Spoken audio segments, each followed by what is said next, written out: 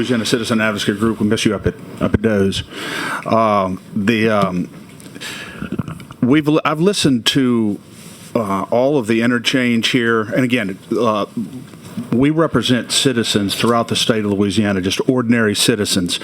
One of the biggest concerns that they have right now is illegal immigrants trying to vote and registering to vote in our state.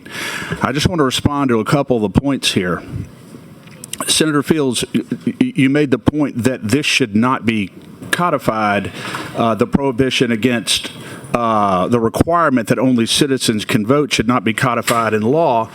But there have been numerous times in history and even very recently when constitutional provisions have been codified in statutory law. One of them is the Second Amendment.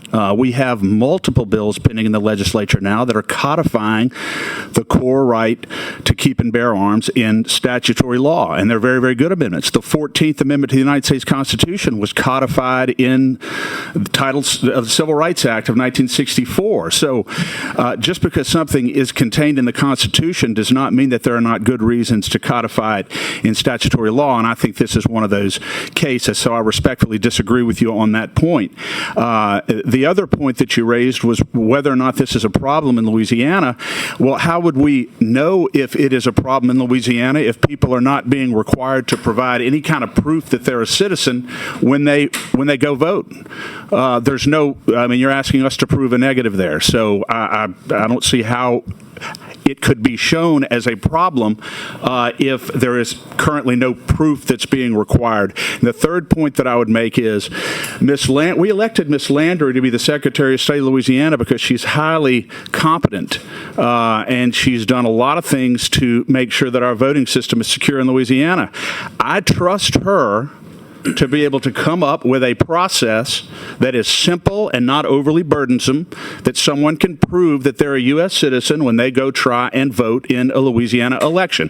I trust her to do that. And I quite frankly, I'm a little bit offended by the skepticism that seems to exist on the part of this board about her ability and the ability of her office to do her job. She's extraordinarily competent, and I think that she can come up with a policy that would require that. It is a problem nationally with people pouring into our country and other states. We have every reason to believe that those illegal immigrants will try to vote if they can, and we're naive if we believe otherwise. This is preemptive legislation. It's codifying a constitutional amendment, as you mentioned, Senator Fields, in law, and it's important that you support it and pass it for the benefit of Louisiana citizens. Thank you.